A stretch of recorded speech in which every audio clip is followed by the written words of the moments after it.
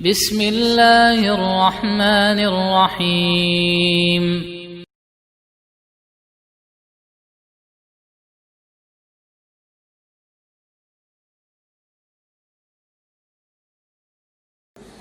بسم الله الرحمن الرحيم السلام عليكم ورحمة الله وبركاته الحمد لله والصلاة والسلام على رسول الله وعلى آله وصحبه ومن والاه ولا حول ولا قوة إلا بالله أما بعد فإخواني في الدين وأخواتي في الله kaum muslimin wal muslimat rahimani wa rahimakumullah. Semoga Allah Azza wa Jalla senantiasa mencurahkan rahmatnya kepada kita sekalian.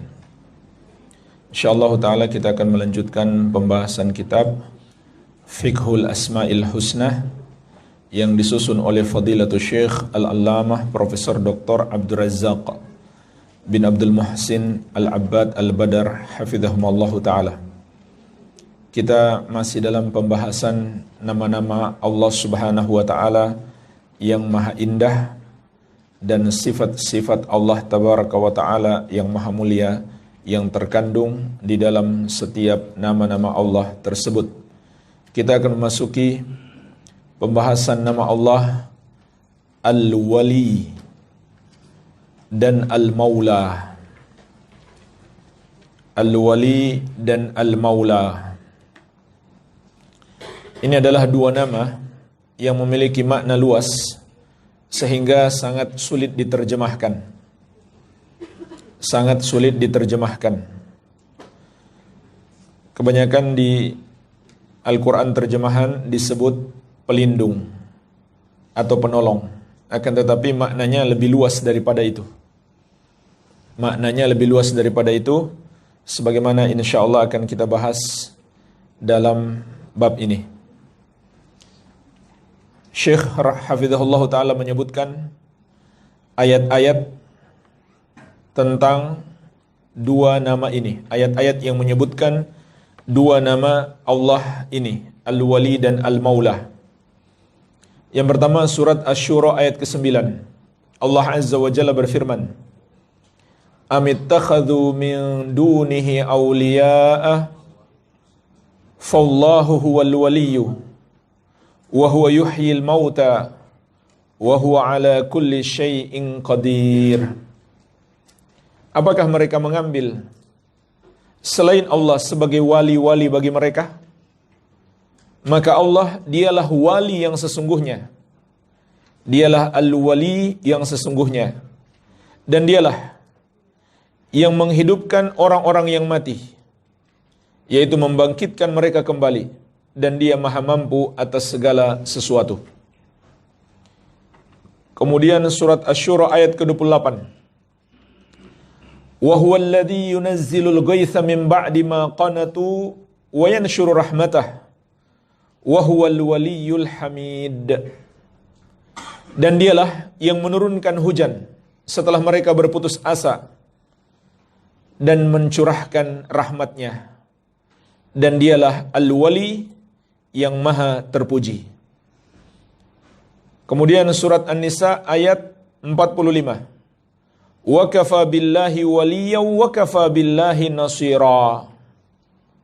Dan cukuplah Allah sebagai wali dan cukuplah Allah sebagai penolong. Kemudian surat Ali Imran ayat 150. Balillahu maulakum wa huwa khairun nasirin. Akan tetapi Allah dialah maula kalian. Ini penyebutan maula. Dan dia sebaik-baik penolong. Kemudian surat At-Tahrim ayat kedua. Wallahu maulakum wa huwal alimul hakim. Dialah Allah maula kalian. Dan dia maha mengetahui lagi maha hikmah atau maha menghukumi. Inilah jemaah sekalian ayat-ayat yang menyebutkan dua nama ini. Al-Wali dan Al-Maula. Nah sekarang, apa makna Al-Wali? Al-Wali dan Al-Maula Maknanya adalah Allah yang memiliki sifat al-wilayah. Sifat al-wilayah. Apa itu sifat al-wilayah? Sifat al-wilayah terbagi dua. Sifat al-wilayah, wilayah Allah terbagi dua. Wilayah ammah dan wilayah khasah. Wilayah itu kalau kita terjemahkan perwalian. Jadi Allah memiliki nama Al-Wali dan Al-Maula, maka Allah memiliki sifat perwalian. Maka perwalian Allah terbagi menjadi dua. Perwalian yang bersifat umum, perwalian yang bersifat khusus. Jadi dengan mengetahui sifat yang terkandung di dalam nama Allah tersebut, maka kita pun mengetahui apa arti namanya. Maka arti nama Allah ini dipahami dengan sifat yang terkandung di dalamnya, yaitu al-wilayah, perwalian. Maka perwalian itu ada dua. Yang pertama, perwalian yang bersifat umum. Maknanya adalah tasrifuhu subhanah wa tadbiruhu li jami'il kainat. Pengaturan Allah terhadap seluruh makhluk. Pengaturan Allah terhadap seluruh makhluk, atau penguasaan dan pengaturan Allah terhadap seluruh makhluk. Wa taqdiruhu 'alal ibad ma yuridu min khairin wa syarrin. Dan juga takdir Allah terhadap seluruh para hamba sesuai dengan kehendaknya. Apakah itu kebaikan dan keburukan? Apakah itu kebaikan atau keburukan? Wa naf'in wa durrin. Ataukah kemanfaatan maupun kemudaratan. Allah yang menakdirkan kebaikan dan keburukan, kemanfaatan dan kemudaratan terhadap seluruh makhluk. Wa itsbatu ma'anil mulki kullihi lillahi ta'ala. Dan penetapan semua makna kekuasaan seluruhnya hanya milik Allah. Penetapan semua makna kekuasaan hanya milik Allah semata. Wa annal ibad kullahum. Dan bahwasanya hamba-hamba seluruhnya tawwa'a tadbiruhu la khuruja li ahadin minhum an nufudhi masyiatihi. Semuanya tunduk pada pengaturannya. Tidak ada satupun yang bisa keluar dari kehendak Allah. Wa syumuli kudratihi. Dan cakupan kudrah Allah. Jadi jemaah sekalian, sampai di sini apa yang bisa kita simpulkan dari makna al-wali al-maula? Artinya penguasa yang menguasai segala sesuatu, yang mengatur dan menakdirkan segala sesuatu, dan semua hamba tidak mungkin keluar dari pengaturannya, tidak mungkin bisa melakukan tanpa kehendak dan izinnya. Jadi inilah makna wali dan al-maula secara umum. Kenapa dikatakan secara umum? Kata Syekh, wa hadza amrun yashmalul mu'min wal kafir wal bar wal fajir.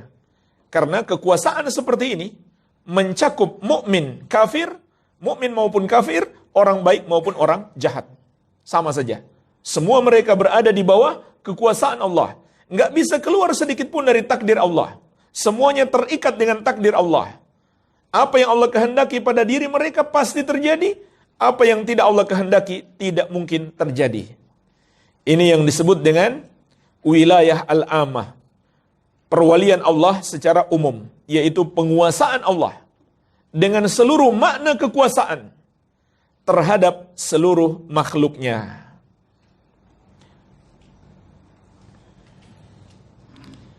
Kemudian Syekh menyebutkan dalil-dalilnya. Di antaranya surat Al-An'am ayat ke-62. Thumma ruddu ilallahi maulahumul haq. Ala lahul hukmu wa huwa asra'ul hasibin.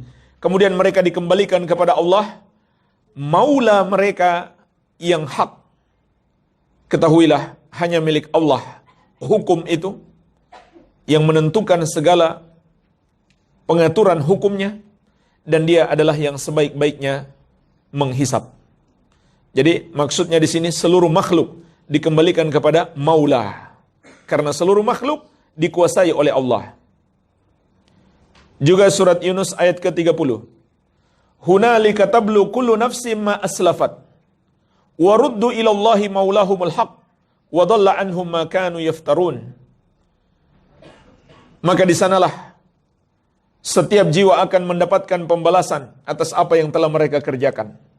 Dan mereka dikembalikan kepada Allah, maula mereka, penguasa mereka yang hak. Dan hilanglah dari mereka semua yang mereka ada-adakan, yaitu kedustaan atas Allah Azza wa Jalla. Surat Yunus ayat ke-30. Kemudian Syekh menjelaskan lagi, wa makna kaunihi subhana maulal kafirin ay annahu malikuhum al-mutasarrif fihim bima syaa. Makna Allah adalah maula orang-orang kafir adalah Allah penguasa mereka, yang bertindak atas mereka sesuai kehendaknya, yang mengatur mereka sesuai keinginannya. Mereka tidak bisa menolaknya sedikit pun. Dan ini tidak bertentangan dengan dzalika bi anna Allah maulal ladzina amanu wa annal kafirina la maula lahum. Dialah Allah maulanya orang-orang yang beriman, sedangkan orang-orang kafir tidak ada maula bagi mereka. Ini tidak bertentangan. Surat Muhammad ayat ke-11. Sebab yang dimaksud tidak ada maula bagi orang-orang kafir adalah Allah tidak memberikan perwalian berupa kecintaan kepada mereka. Tidak pula berupa hidayah, taufik, dan pertolongan serta dukungan. Jadi dikatakan orang kafir itu tidak memiliki maula, artinya Allah tidak menolong mereka, tidak mencintai mereka. Ini surat Muhammad ayat ke-11. Sedangkan di surat Yunus ayat 30 dan Al-An'am ayat 62 dikatakan Allah adalah maula seluruh makhluk, termasuk orang kafir. Maksudnya Allah yang menguasai mereka. Allah yang menguasai mereka. Baik. Adapun menolong mereka maka tidak. Menolong orang-orang kafir maka tidak. Allah tidak menolong mereka, Allah tidak mencintai mereka. Oleh karena itu juga yang menolong mereka adalah wali-wali mereka dari kalangan setan. Dan neraka juga disebut sebagai maula mereka. Sebagaimana Allah ingatkan di surat An-Nahl ayat 63. Fazayyana lahumus syaitanu a'malahum fahuwa waliyuhumul yawma walahum adzabun alim. Maka setan menghiasi amalan buruk mereka sehingga terlihat baik. Ini jemaah sekalian di antara tipuan setan. Memperindah amalan buruk. Sebaliknya, memperburuk amalan yang baik. Sehingga manusia tertipu. Maka kata Allah, fahuwa waliyuhum. Setan itulah yang menjadi wali mereka di hari ini. Dan bagi mereka azab yang pedih. Surat An-Nahl ayat 63. Maksudnya setan yang menyesatkan mereka, maka disebut wali mereka. Kemudian surat Al-Hadid ayat ke-15. Falyawma la yu'khadhu minkum fidyatu wala minal ladzina kafaru. Ma'wakumun nar hiya maulakum wa bi'sal masir. Maka pada hari ini, yaitu hari kiamat, tidak ada tebusan yang bisa diambil dari kalian. Tidak pula dari orang-orang kafir tersebut. Tempat kalian adalah neraka. Itulah maula kalian. Dan itulah seburuk-buruknya tempat kembali. Jadi Allah sebut, setan adalah walinya orang-orang kafir, dan neraka adalah maulanya mereka. Baik, ini jemaah sekalian, makna perwalian yang bersifat umum. Yang kedua, al-wilayah al-khas. Atau at-tawalli al-khas. Perwalian yang bersifat khusus. Ini juga sama terkandung dalam nama al-wali dan al-maula. Dan inilah kata Syekh yang paling banyak disebutkan dalam Al-Quran dan Sunnah.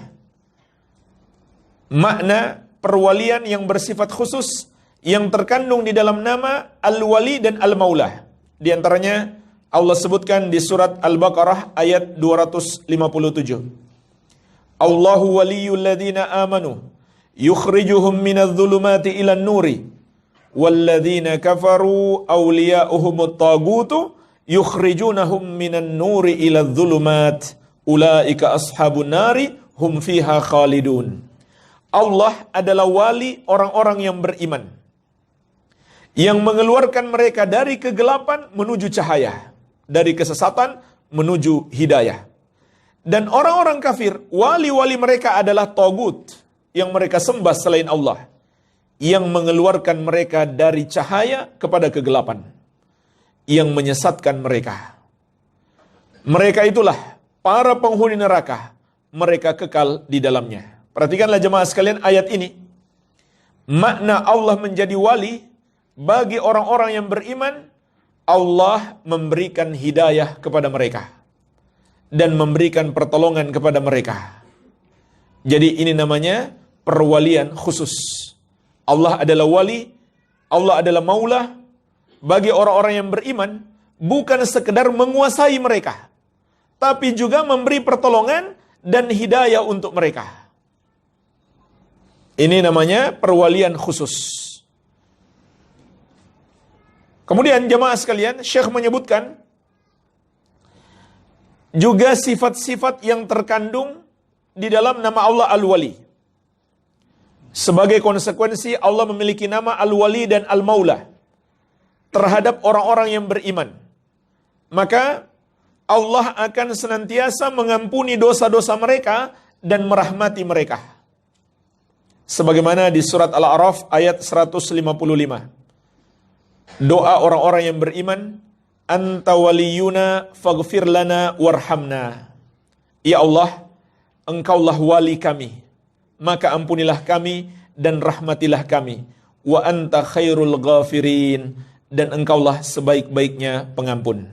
Jemaah sekalian, ini contoh kita berdoa kepada Allah dengan bertawassul, menyebut namanya. Menyebut namanya di sini wali. Memohon ampunan dan rahmat. Kenapa menyebut nama wali ketika memohon ampunan dan rahmat? Karena itu adalah makna yang terkandung di dalamnya. Karena itu makna yang terkandung di dalamnya untuk orang-orang yang beriman.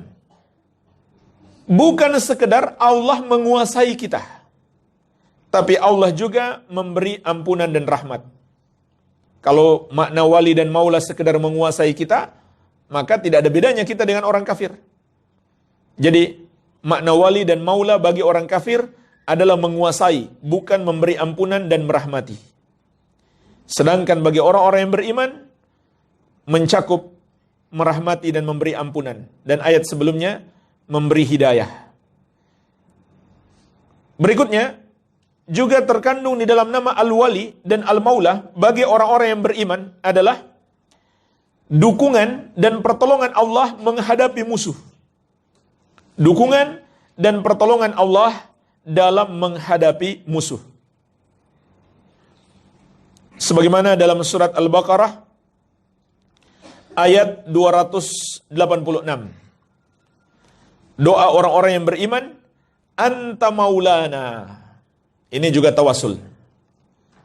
Kalau ayat sebelumnya Al-A'raf 155 kita katakan Anta waliyuna. Engkaulah wali kami. Adapun di Al-Baqarah 287 Anta maulana. Engkaulah maula kami. Fansurna 'alal qaumil kafirin. Maka tolonglah kami menghadapi orang-orang kafir. Jadi ini juga contoh lain tawasul untuk berdoa kepada Allah Azza wa Jalla dengan menyebut nama Allah Maula. Dan juga makna ini yang menjadi jawaban para sahabat terhadap Abu Sufyan. Jadi di satu peperangan Abu Sufyan berkata kepada kaum muslimin, yaitu di perang Uhud, Lanal Uzzah wala Uzza lakum. Kami punya Uzzah, sedangkan kalian gak punya Uzzah. Maka Nabi SAW mengatakan kepada sahabat, Ajibuhu. Jawab dia. Jawab dia. Bantah dia. Sahabat bertanya, Apa yang harus kami katakan ya Rasulullah? Katakan, Allahu maulana wala maula lakum. Allah adalah maula kita, sedangkan kalian tidak memiliki maula. Apa makna maula di sini? Perwalian umum atau khusus? Khusus. Karena kalau umum itu juga mencakup orang kafir.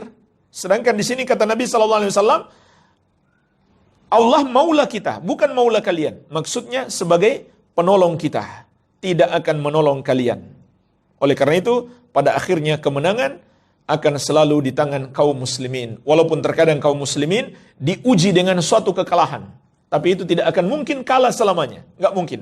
Kaum muslimin itu nggak mungkin kalah selamanya. Kekalahan kaum muslimin itu adalah ujian dan peringatan bagi mereka untuk memperbaiki diri.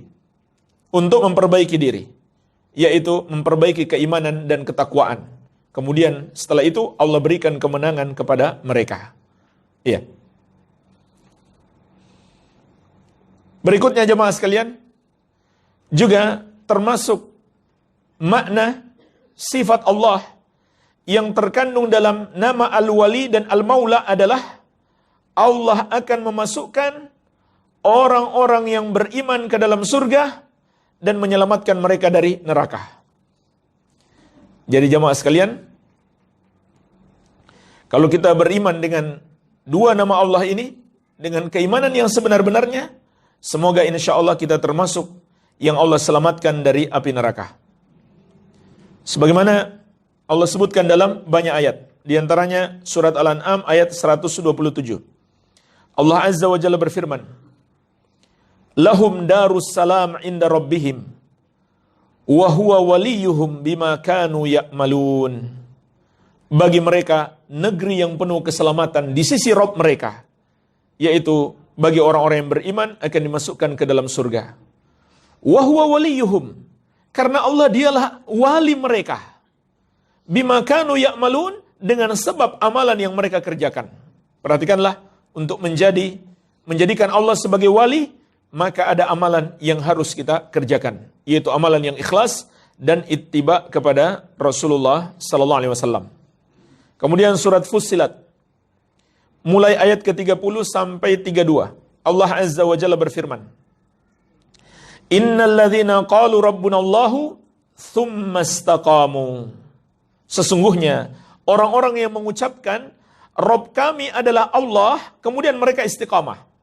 Ini adalah dua sifat yang dengannya kita menjadikan Allah sebagai wali. Allah akan menjadi wali bagi kita apabila kita memiliki dua sifat ini. Yang pertama mengatakan Rabb kita adalah Allah, kemudian istiqamah. Apa maknanya jemaah sekalian? Ada 3 penafsiran ulama tentang makna orang-orang yang mengucapkan Rabb kami adalah Allah, kemudian mereka istiqamah. Penafsiran yang pertama diriwayatkan dari Abu Bakar As-Siddiq radhiyallahu anhu. Kata beliau, maknanya adalah mereka adalah orang-orang yang mentauhidkan Allah dan tidak mempersekutukannya sampai akhir hayat mereka. Ini makna yang pertama. Orang-orang yang akan menjadikan Allah sebagai wali mereka. Makna yang kedua dinukil dari Ibnu Abbas radhiyallahu taala anhuma. Mereka adalah orang-orang yang terus berusaha menjalankan perintah-perintah Allah dan menjauhi larangannya. Mereka berusaha menjalankan perintah-perintah Allah dan menjauhi larangannya. Dan apabila mereka terjerumus dosa, mereka segera bertobat kepada Allah. Mereka itulah yang menjadikan Allah sebagai wali dan maula mereka. Kemudian yang ketiga, disebutkan oleh Ibnu Katsir rahimahullah, mereka itu adalah orang-orang yang beribadah kepada Allah dengan memenuhi 2 syarat ibadah, yaitu ikhlas karena Allah dan ittiba kepada Rasulullah sallallahu alaihi wasallam. Inilah jemaah sekalian, 3 penafsiran yang semuanya saling melengkapi, tidak bertentangan tentang makna orang-orang yang mengucapkan Rabb kami adalah Allah, kemudian mereka istiqamah. Mereka itulah yang akan menjadikan Allah sebagai wali mereka. Allah akan menjadi wali bagi mereka. Maka apa yang Allah akan anugerahkan untuk mereka? Perhatikan lanjutan ayatnya. Kata Allah, tatanazzalu alaihimul malaikatu para malaikat akan turun kepada mereka. Makna ayat ini dijelaskan para ulama, maksudnya malaikat turun di akhir hayat mereka. Sebagaimana juga disebutkan dalam hadis Al-Bara' bin Azib radhiyallahu anhu tentang perjalanan ruh, hadis yang panjang dalam riwayat Ahmad dan Abu Daud, yaitu para malaikat yang bercahaya putih atau berwarna putih, enak dipandang, mereka duduk di hadapannya sejauh matanya memandang. Mereka membawa kain kafan dari surga dan bejana dari surga yang aromanya sangat harum. Disitulah mereka letakkan ruhnya setelah dicabut oleh malaikat maut. Sebelum malaikat maut datang, mereka berbicara kepadanya. Apa yang mereka sampaikan? 3 kalimat. Yang pertama, alla takhafu, janganlah kamu takut. Janganlah kamu takut. Maknanya kata para ulama, kamu enggak perlu takut karena Allah adalah wali dan maula kamu yang telah memberi keamanan terhadapmu. Kamu enggak perlu takut lagi dengan azab Allah. Allah berikan keamanan terhadapmu. Wala tahzanu, dan jangan pula kamu bersedih hati. Maknanya adalah kamu tidak usah khawatir keluargamu yang kamu tinggalkan, hartamu yang kamu tinggalkan, Allah yang akan menjaganya karena Allah adalah wali dan maula kamu. Wa abshiru bil jannati allati kuntum tu'adun, dan bergembiralah dengan surga yang telah dijanjikan kepadamu. Jadi jamaah sekalian, orang yang Allah telah menjadi walinya, maka di akhir hayatnya hilang rasa takutnya, kesedihannya pun hilang, berganti dengan kegembiraan. Saat dia akan pergi meninggalkan kehidupan dunia ini, dia bergembira. Dan orang-orang pun menangis melepaskannya, tapi dia malah bergembira. Ini kebalikan dari dulu ketika dia datang ke dunia ini. Dia menangis, mereka tertawa. Jangan sampai ketika kita keluar dari dunia ini, kita menangis, mereka pun menangis. Mereka menangis, kita juga menangis. Biarlah mereka menangis, tapi kita tertawa, kita bergembira.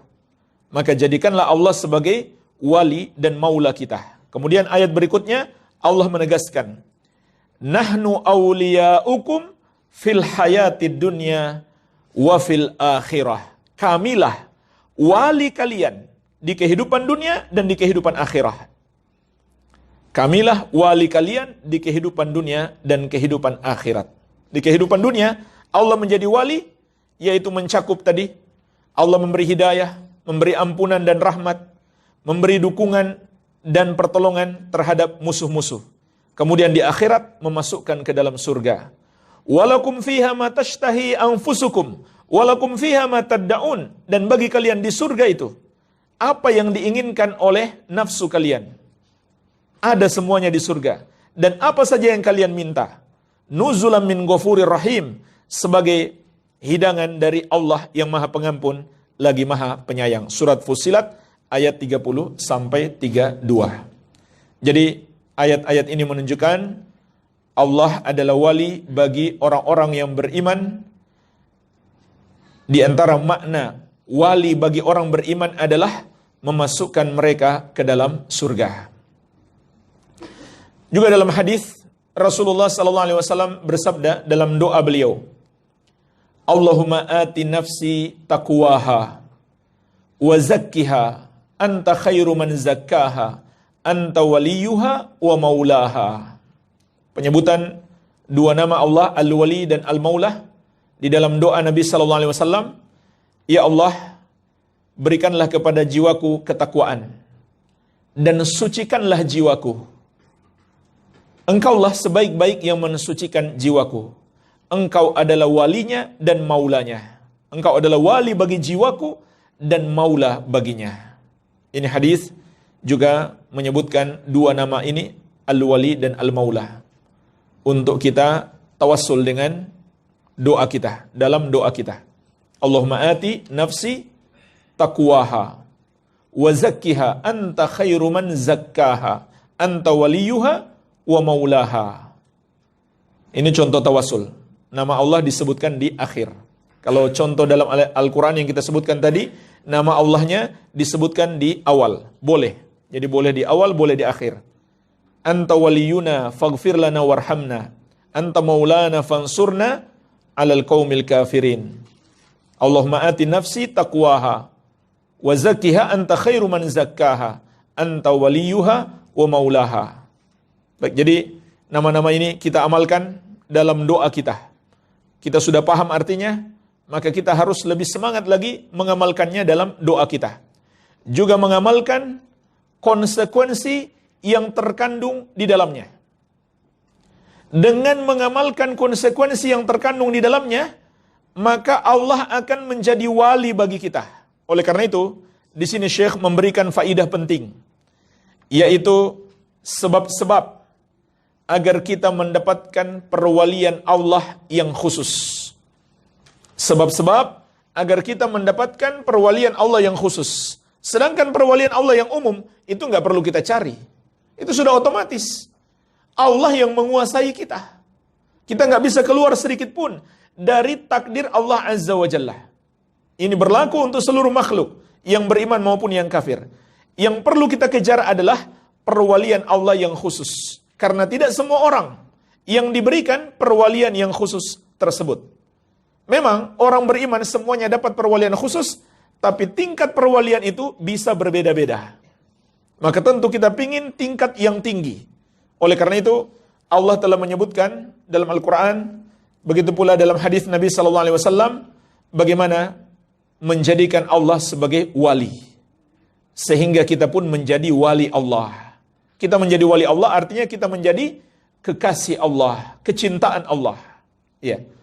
Jadi wali Allah, kalau disebut Allah Al-Wali dan Al-Maula, maka maknanya Allah yang maha menguasai seluruh makhluk, menakdirkan terhadap seluruh hamba, serta memberi hidayah dan pertolongan bagi orang-orang yang beriman. Itu arti nama Al-Wali dan Al-Maula. Sedangkan kalau disebut makhluk itu wali Allah, maka maknanya menjadi beda. Apa maknanya? Kalau kita katakan si fulan wali Allah, maknanya apa? Orang yang Allah cintai. Orang yang Allah cintai. Nah, jadi tentu ada hubungan antara wali Allah dengan nama Allah sebagai wali dan Al-Maula.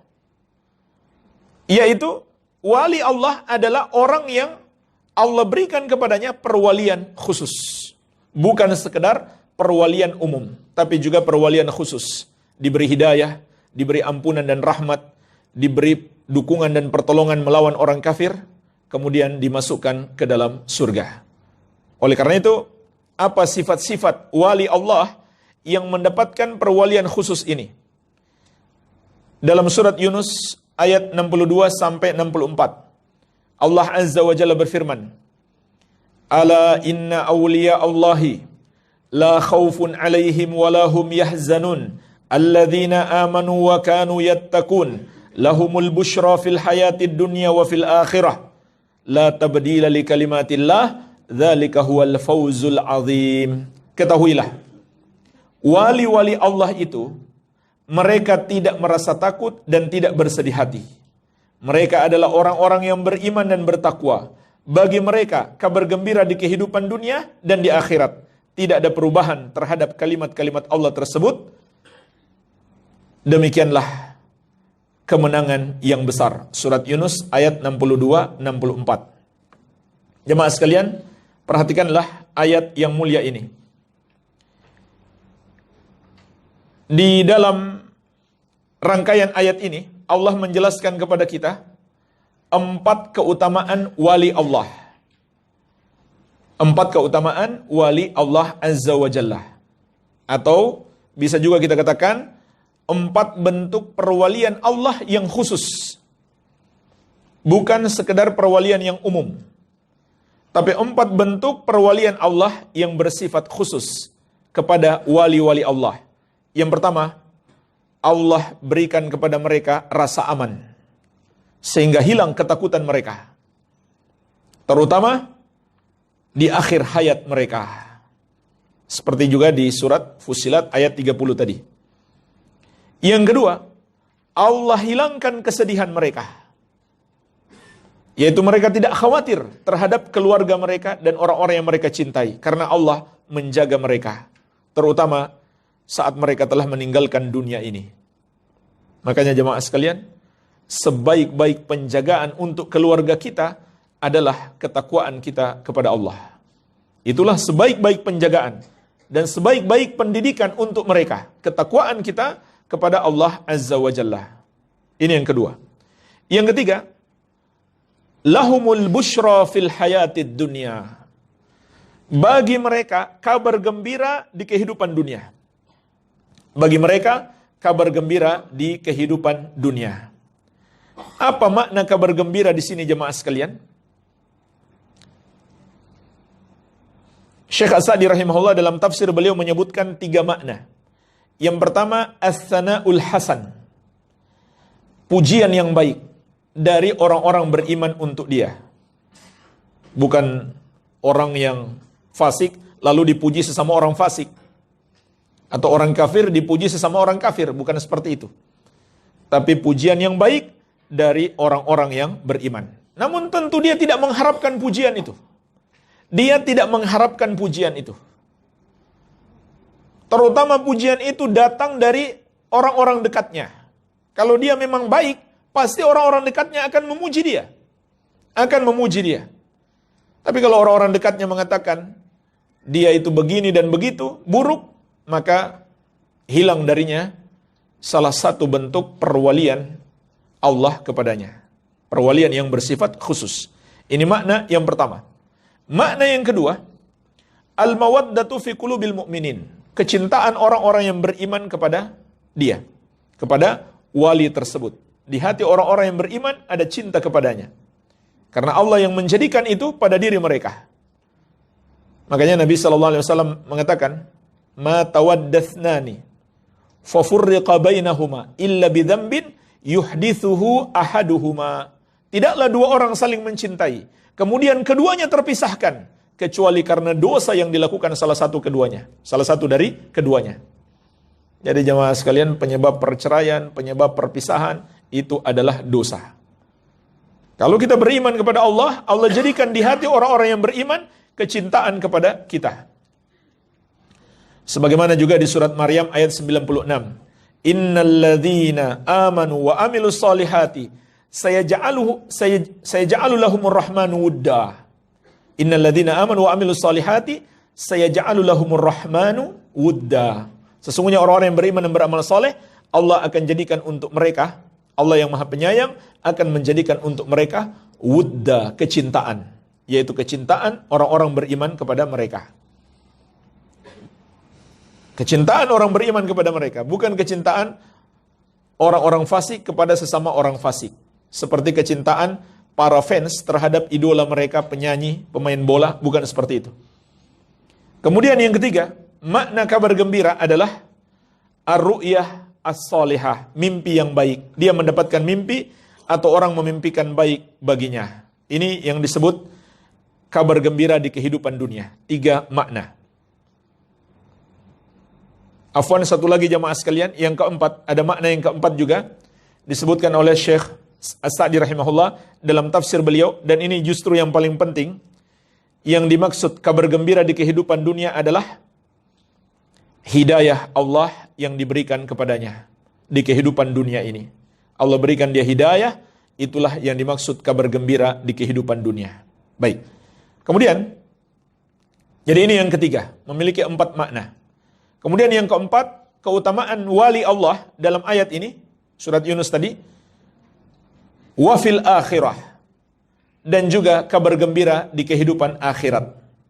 Kabar gembira di kehidupan akhirat, yaitu surga yang penuh kenikmatan yang telah disiapkan oleh Allah untuknya. Baik, jadi surat Yunus mulai ayat ke-62 ini berbicara tentang 4 keistimewaan wali Allah. Nah sekarang, siapa itu wali Allah? Atau dengan kata lain, siapa itu orang yang akan mendapatkan perwalian Allah yang khusus, yang terkandung di dalam nama Allah Al-Wali dan Al-Maula. Maka Allah telah jelaskan di sini, di ayat 63, siapa itu wali Allah? Alladzina amanu wa kanu yattaqun. Mereka adalah orang-orang yang beriman dan bertakwa. itulah wali Allah Subhanahu wa taala. Tidak ada dalam syariat Islam penjelasan wali Allah itu harus punya kesaktian. Harus bisa sholat di atas daun. Harus bisa terbang, harus bisa berjalan di air, tidak. Sederhana menjadi wali Allah itu. Beriman dan bertakwa. Kalau begitu setiap muslim adalah wali Allah, betul.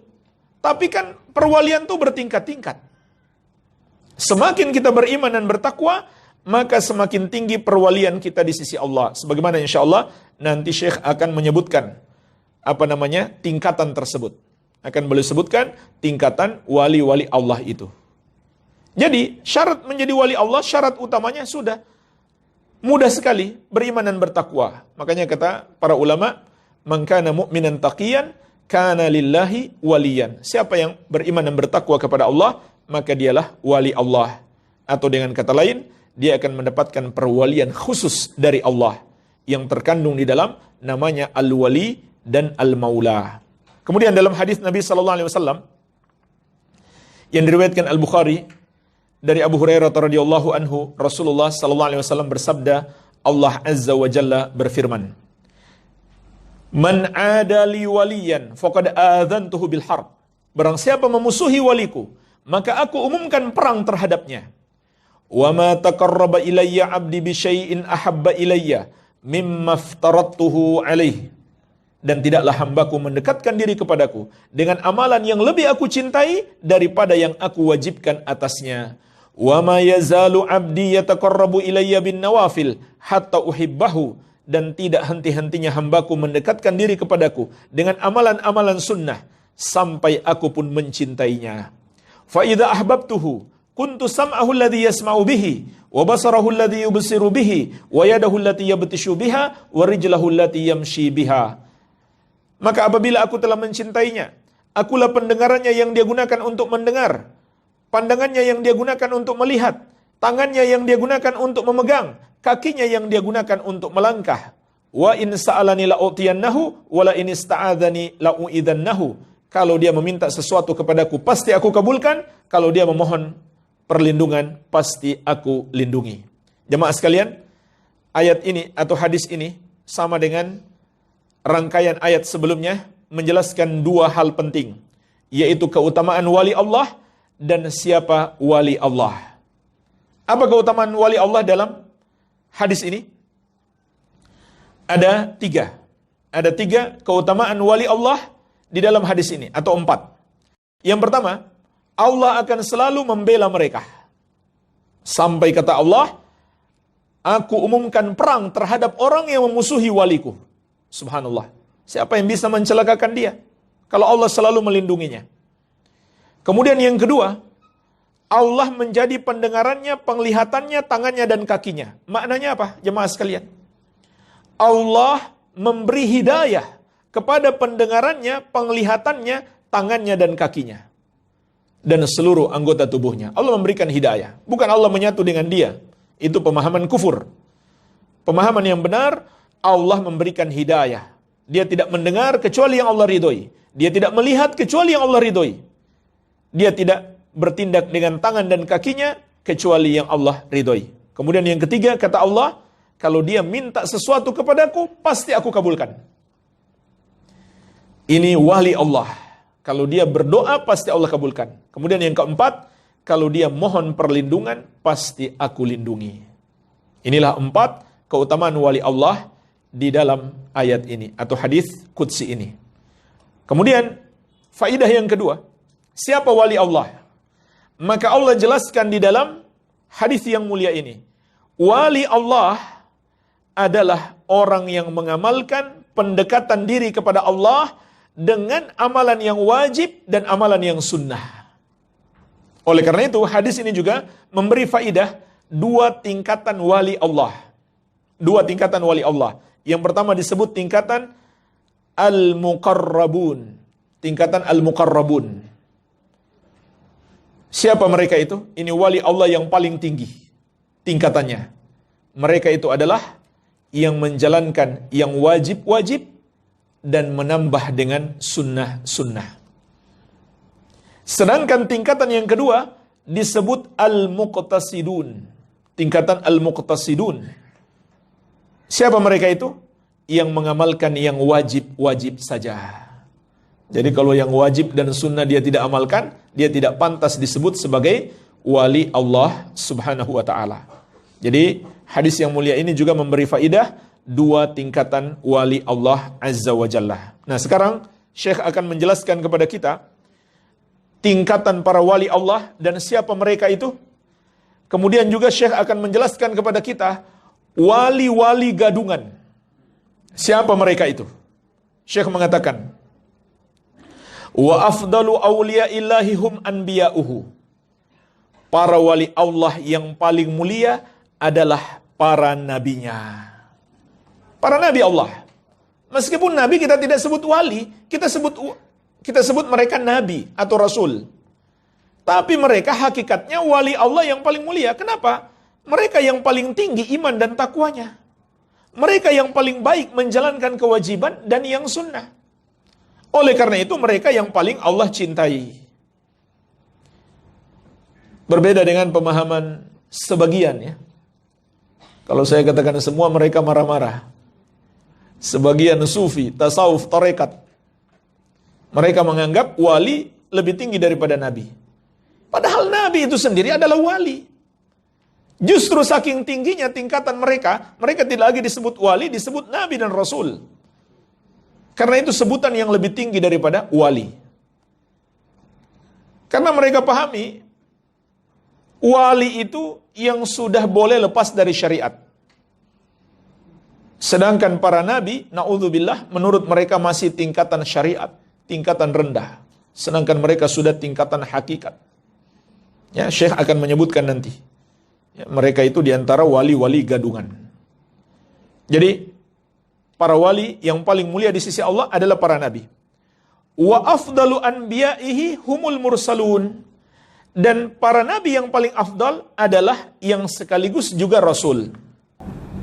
Yang sekaligus juga rasul. Jadi ada nabi sekaligus rasul, ada nabi bukan rasul. Maka yang lebih afdal tentu yang sekaligus juga rasul. Apa perbedaannya? Perbedaannya, kalau nabi dan rasul, beliau diutus untuk kaum yang kafir dan membawa syariat baru untuk mereka. Sedangkan nabi diutus untuk kaum yang sudah beriman. Yang nabi dan rasul sebelumnya sudah wafat. Kemudian dia diutus kepada mereka membawa syariat yang sama dengan rasul yang diutus sebelumnya. Iya, itu perbedaannya. Wa afdalul mursalin hum ulul azmi. Dan para rasul yang paling afdal adalah ulul azmi, yaitu Muhammad sallallahu alaihi wasallam, Ibrahim, Musa, Isa, Nuh alaihim afdalus salatu wassalam. Wa afdalu ulil azmi nabiyuna Muhammadun sallallahu alaihi wasallam, khatamun nabiyyin wa imamul mursalin wa sayyidu waladi Adam ajmain. Sedangkan ulul azmi yang paling afdal adalah nabi kita yang mulia Muhammad sallallahu alaihi wasallam, penutup para nabi, pemimpinnya seluruh para rasul, juga pemimpin seluruh anak Adam. Inilah jemaah sekalian urutan para wali yang paling mulia. Urutan para wali yang paling mulia, yaitu para nabi dan rasul. Yang lebih mulia di antara seluruh para nabi adalah para rasul. Yang lebih mulia dari seluruh para rasul adalah ulul azmi yang 5. Yang lebih mulia daripada yang 5 itu adalah Muhammad sallallahu alaihi wasallam. Dialah wali Allah yang paling tinggi kedudukannya. Kemudian tingkatan manusia berikutnya yang paling tinggi perwaliannya adalah para sahabat Nabi Muhammad sallallahu alaihi wasallam. Para ulama juga menggelari sahabat Nabi Muhammad SAW dengan istilah Sadatul Aulia, pemimpin-pemimpinnya para wali. Kalau orang sufi tidak. Sultanul Aulia, pemimpinnya para wali menurut mereka Syekh Abdul Qadir Al-Jilani. Jemaah sekalian, Syekh Abdul Qadir Al-Jilani itu orang soleh. Insya Allah beliau juga wali Allah. Beliau ulama, beliau ahlu sunnah. Tapi jemaah sekalian, kemuliaan beliau dibandingkan dengan imam yang 4 saja, itu nggak ada apa-apanya. Jasa-jasa beliau kepada umat Islam dibandingkan imam yang 4, Abu Hanifah, Malik, Syafi'i, dan Ahmad, itu nggak ada apa-apanya. Apalagi mau dibandingkan dengan sahabat. Jadi mereka berlebihan. Betul, beliau wali Allah, tapi kalau dibandingkan dengan wali-wali yang lain, beliau masih lebih rendah. Ulama Islam seluruhnya bersepakat kemuliaan imam yang 4, Abu Hanifah, Malik, Syafi'i, dan Ahmad. Walaupun tetap mereka manusia biasa, punya kesalahan-kesalahan. Namun kalau dibandingkan dengan Syekh Abdul Qadir Jilani, mereka jelas lebih mulia. Lebih besar jasanya bagi umat Islam daripada Syekh Abdul Qadir Jilani rahimahumullahu ta'ala ajma'in. Kemudian mereka dibandingkan sahabat, nggak ada apa-apanya. Tidak ada apa-apanya. Dan dulu ulama marah sekali kalau ada orang mengatakan ada seseorang bisa lebih mulia dari sahabat. Sampai ketika ada orang bertanya, siapa yang lebih mulia, Muawiyah ataukah Umar bin Abdul Aziz?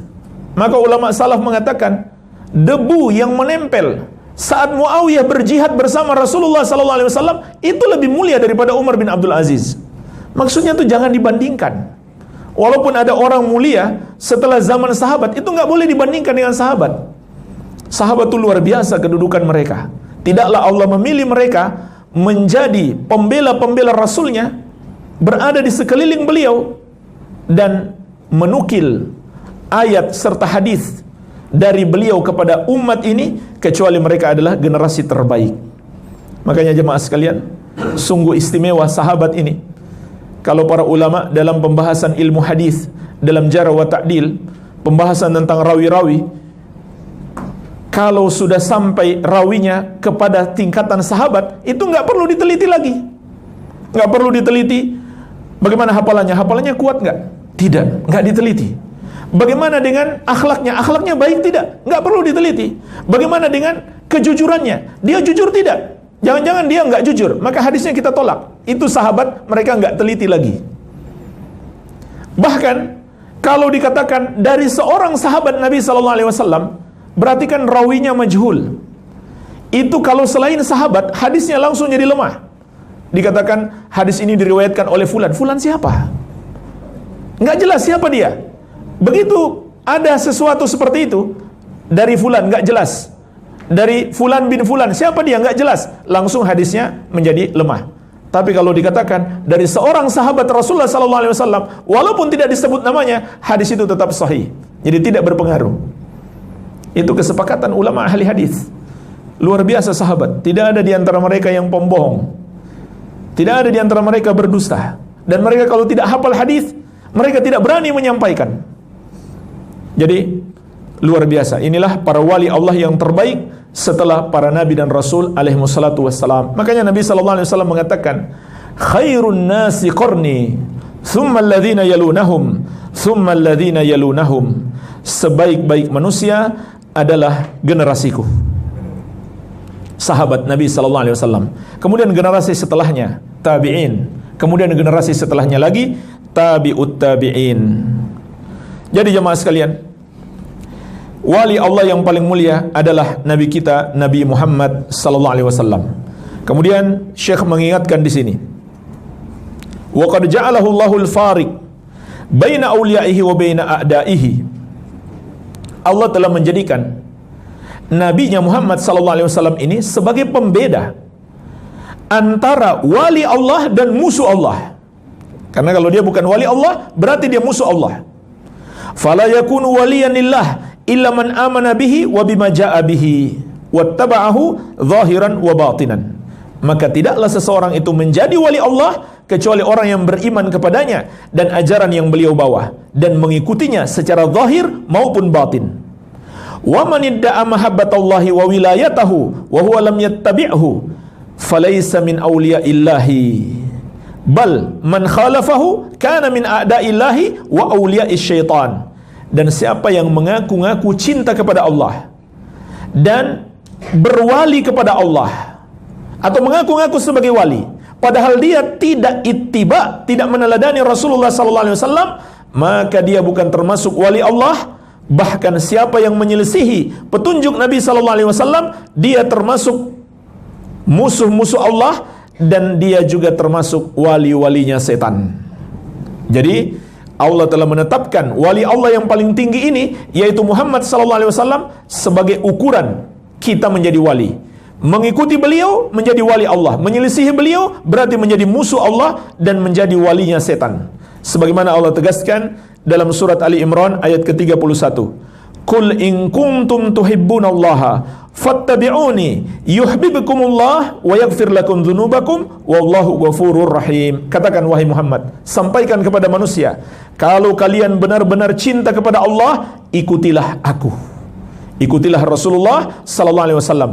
Barulah Allah akan mencintaimu. Allah akan menjadi wali bagimu ketika kamu telah mengikuti aku dan mengampuni dosa-dosamu, dan Allah Maha Pengampun lagi Maha Penyayang.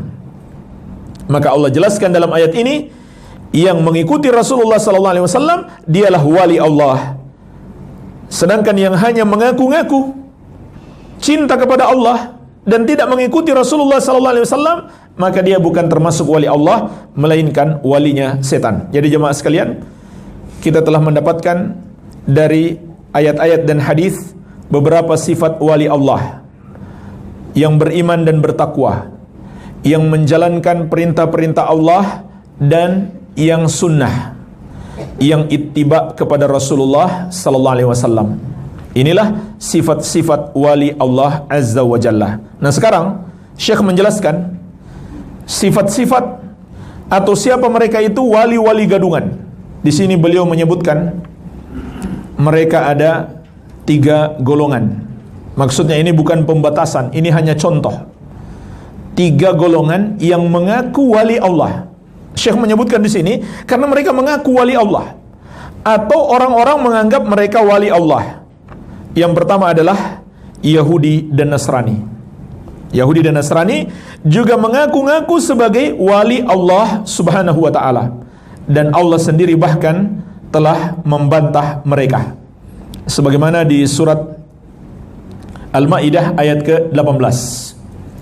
Wa qalatil yahudu wan nasara. Yahudi dan Nasrani berkata, "Nahnu abnaullahi wa ahibba'uh." Kamilah anak-anaknya Allah dan kecintaannya Allah. Jadi mereka mengaku-ngaku sebagai wali Allah yang dicintai oleh Allah Azza wa Jalla. Maka Allah langsung membantah mereka. Qul, katakan kepada mereka wahai Muhammad, falima yu'adzibukum bidzunubikum. Kalau begitu, kenapa Allah mengazab kalian karena dosa-dosa kalian? Kalau betul kalian wali-wali Allah yang dicintai oleh Allah, kenapa Allah mengazab kalian karena dosa-dosa kalian? Di antara mereka telah ada yang diazab di dunia dan ada pula yang diazab di akhirat. Yang diazab di dunia ada yang sampai dirubah menjadi kera dan babi-babi. Waliyadzubillah. Bal antum basyarum mimman khalaq. Akan tetapi kata Allah, kalian hanyalah manusia sebagaimana makhluk yang lain yang Allah ciptakan. Yaghfiru liman yasha wa yu'adzibu man yasha. Allah mengampuni siapa yang Dia kehendaki dan mengazab siapa yang Dia kehendaki. Walillahi mulkus samawati wal ardi wa ma bainahuma wa ilaihil masir. Dan milik Allah saja kekuasaan langit dan bumi dan apa yang ada di antara keduanya, dan hanya kepadanya lah manusia itu dikembalikan. Jadi surat Al-Maidah ayat 18, Allah membantah orang-orang Yahudi dan Nasrani mengaku sebagai wali-wali Allah, orang-orang yang Allah cintai. Kenapa Allah membantah mereka? Karena mereka tidak beriman, tidak bertakwa kepada Allah, tidak ittiba kepada Rasulullah sallallahu alaihi wasallam. Enggak pantas mereka mengaku sebagai wali-wali Allah Azza wa Jalla. Kemudian golongan yang kedua, kaum musyrikin Arab. Mereka juga merasa sebagai wali Allah. Kenapa? Karena mereka tinggal di Makkah dan berdekatan dengan rumah Allah. Jadi orang-orang musyrik jahiliyah itu, mereka mengagungkan Ka'bah karena itu dari warisan agama Nabi Ibrahim alaihissalam. Jadi masih tersisa pada mereka sebagian ajaran Nabi Ibrahim alaihissalam. Iya, tapi kebanyakan mereka sudah rubah-rubah. Bahkan mereka letakkan di Ka'bah berhala-berhala yang mereka sembah selain Allah. Sama, mereka juga mengaku wali-wali Allah. Maka Allah juga membantah mereka dalam surat Al-Anfal ayat ke-34. Wahum yasudduna anil masjidil haram wa ma kanu awliya'ahu in awliya'uhu illal muttaqun, dan mereka menghalangi manusia dari Masjidil Haram. Menghalang-halangi orang ibadah, jamaah sekalian, itu sifatnya musyrik. Membubarkan kajian, itu bukan sifat orang beriman. Menghalang-halangi bangun masjid, itu sifat orang-orang musyrik. Apalagi dengan tidak sopannya masjid, mereka masuk lalu bikin keonaran, bikin ribut. Subhanallah. Mungkin orang kafir zaman sekarang pun gak berani lakukan itu. Gak berani dia masuk di masjid kemudian teriak-teriak. Ini mengaku muslim, tidak ada sopan santunnya di masjid, tidak ada adab kepada Allah, rumah Allah, berani mereka buat keonaran. Kalau berani keluar, jangan di dalam masjid. Subhanallah. Ini sifat orang-orang musyrik. Kata Allah, wahum yasudduna 'anil masjidil haram. Mereka menghalangi manusia dari Masjidil Haram. Maka Allah tegaskan, wa ma kanu awliya'ahu, dan tidaklah mereka itu wali-wali Allah. Tidak. Allah bantah mereka. Mereka ngaku-ngaku sebagai wali Allah. Maka Allah membantah mereka. Ini sifat yang tidak mungkin ada pada wali Allah. Menghalang-halangi orang beribadah, buat keonaran di masjid, menghalang-halangi pembangunan masjid. Subhanallah. Ini bukan sifat wali-wali Allah. In awliya'uhu illal muttaqun. Tidaklah wali-wali Allah itu kecuali orang-orang yang bertakwa. Inilah golongan yang kedua, wali-wali palsu. Kemudian golongan yang ketiga, kata Syekh, al-malahidah, orang-orang sesat. Minal qailina biwihdatil wujud, yaitu orang-orang yang mengatakan adanya wihdatul wujud. Apa itu wihdatul wujud? Innallaha halun fi khalqih aw muttahidun bihim wa annahu la farqa bainar rabbi wal abdi, yaitu mereka mengatakan Allah menyatu dengan makhluk, menyatu dengan hamba, sehingga tidak ada beda lagi antara hamba, antara Allah Rabb sang pencipta dengan hamba yang diciptakan. Jadi jamaah sekalian, ini namanya wihdatul wujud, yaitu keyakinan makhluk bisa menyatu dengan Allah. Kenapa? Karena dia sudah sampai derajat hakikat atau ma'rifat. Dia sudah di atas tingkatan syariat. Sekali lagi saya katakan, sebagian mereka, ya, kalau bilang semuanya marah-marah mereka. Sebagian mereka sampai tingkat seperti itu. Mereka bagi agama menjadi 4: syariat, tarekat, hakikat, ma'rifat. Kalau sudah hakikat atau sudah ma'rifat, berarti dia sudah menjadi wali. Sudah jadi wali, sudah menyatu dengan Allah, sehingga dia tidak perlu lagi dengan syariat. Syariat itu kan untuk menyembah Allah. Buat apa menyembah Allah? Dia sudah menyatu dengan Allah. Itu keyakinan mereka.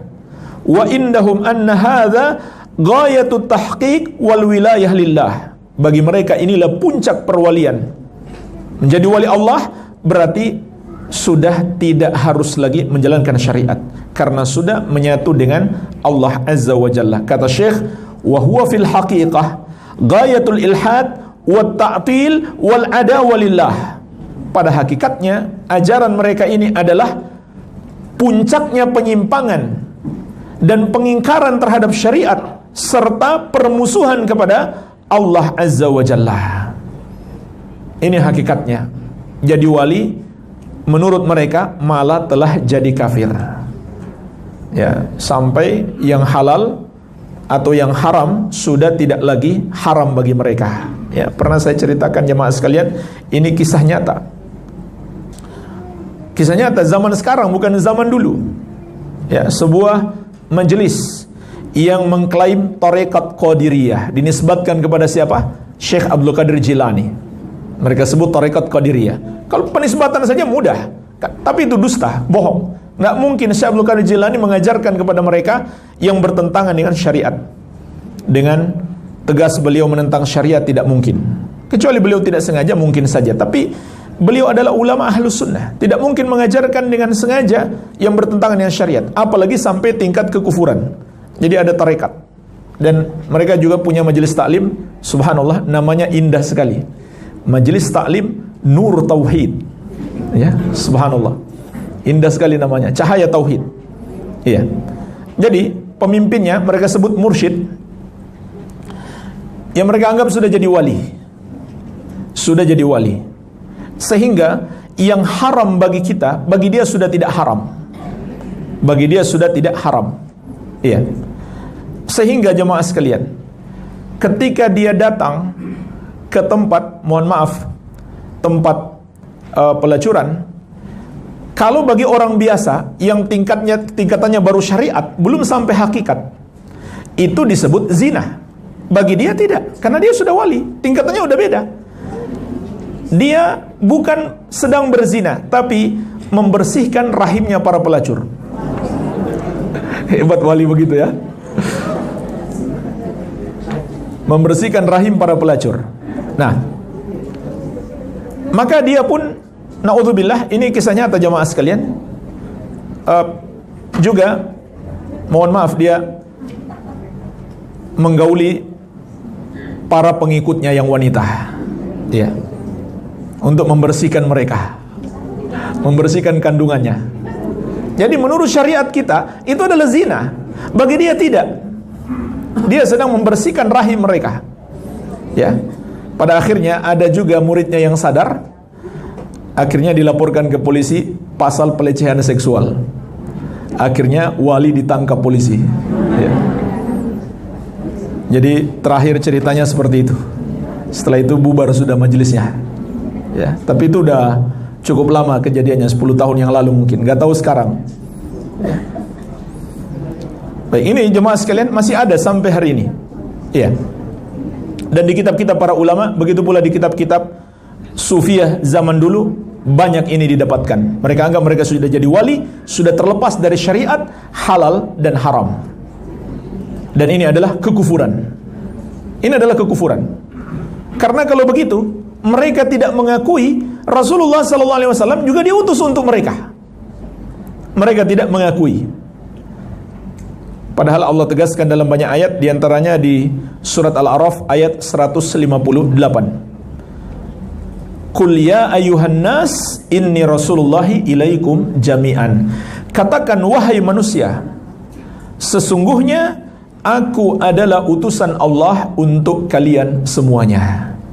Jadi kalau mereka katakan kami sudah tingkatan hakikat, nggak perlu lagi dengan syariat, sama saja mereka bilang Muhammad SAW tidak lagi diutus kepada kami. Ya.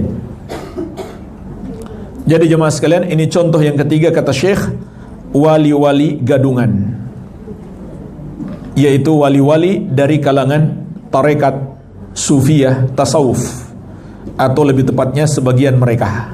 Ya. Maka kita berhati-hati. Wali Allah adalah orang yang beriman dan bertakwa untuk mendapatkan perwalian Allah yang khusus, yang terkandung di dalam nama Allah Al-Wali dan Al-Maulah. Maka jadilah orang-orang yang beriman dan bertakwa, yaitu mendapatkan kecintaan Allah, hidayahnya, ampunannya, rahmatnya, pertolongannya, dan dimasukkan ke dalam surga. Ini adalah sifat-sifat Allah yang terkandung di dalam namanya Al-Wali dan Al-Maula. Semoga bermanfaat. Mungkin ada pertanyaan, saya persilakan. Bismillah. Mengapa orang-orang yang banyak sholat hanya laki-laki saja yang muncul bekas hitam di dahinya?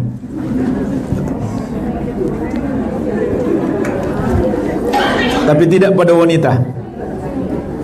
Apakah ada penjelasan khusus atau dalil tentang hal tersebut? Jemaah sekalian, itu hanyalah sesuatu yang bersifat alami, mengikuti kulit seseorang, kondisi kulit seseorang. Iya. Kecuali kalau memang dia sengaja, maka itu tercela. Kalau dia sengaja, itu tercela. Ada athar-athar dari sebagian salaf mencela hal tersebut. Jadi sengaja dia hitamkan supaya orang tahu dia ahli ibadah, maka itu tercela. Adapun kalau dia tidak sengaja, maka itu adalah hal yang alami, mengikuti kondisi kulit seseorang. Banyak juga laki-laki dia rajin ibadah, tapi nggak ada perubahan, karena memang kulitnya tidak sensitif. Kulitnya tidak sensitif. Iya.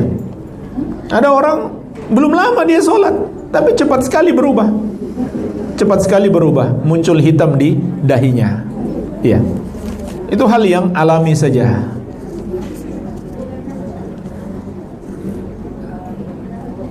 Mungkin kulit wanita tidak seperti kulit laki-laki.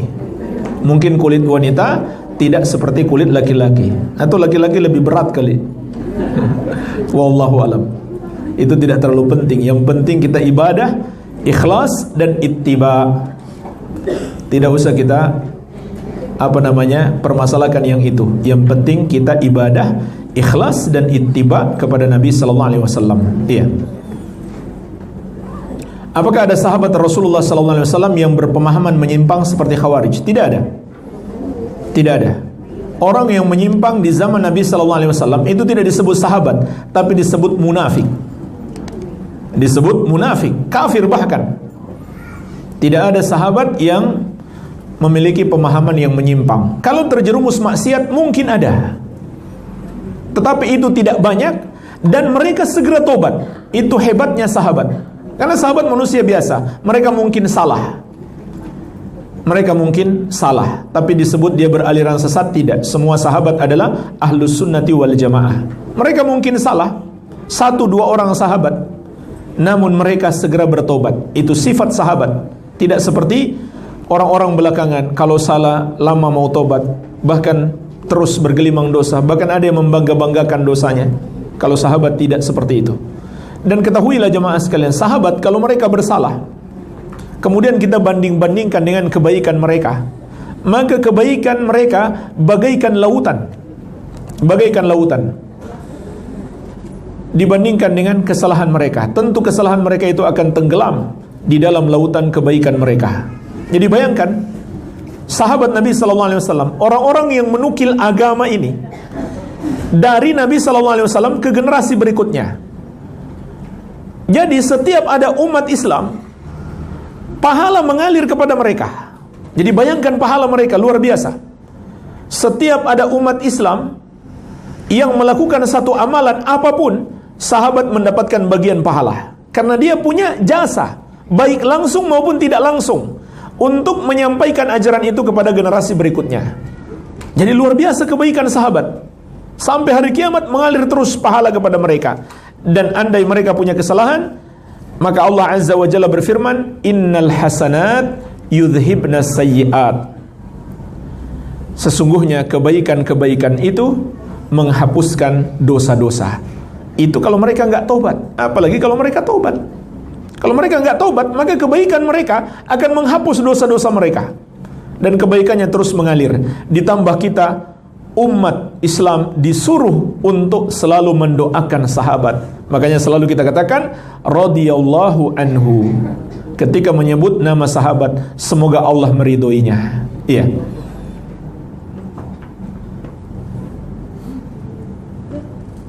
Jadi orang-orang menyimpang di zaman Nabi sallallahu alaihi wasallam termasuk Dzul Khuwaisirah, benihnya Khawarij atau nenek moyangnya Khawarij, dia termasuk orang munafik. Iya. Walaupun mereka juga terlihat Masya Allah ahli ibadah, ya begitulah orang munafik. Ya kelihatannya dia ahli ibadah. Iya. Apa yang disebut solat tajalli? Apa itu? Itu istilah-istilah sufi kayaknya. Istilah-istilah tasawuf. Ya.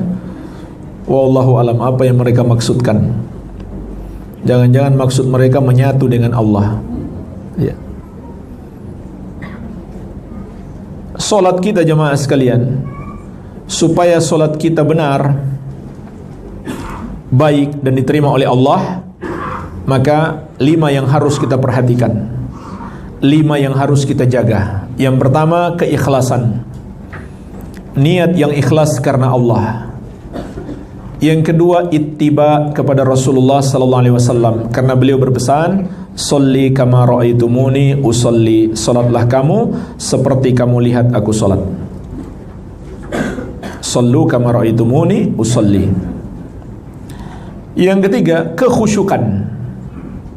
Kekhusyukan dalam salat. Yang keempat, waktunya. Tepat waktu. Jangan menunda-nunda salat tanpa ada alasan yang dibolehkan syariat. Yang kelima, bagi laki-laki berjamaah di masjid.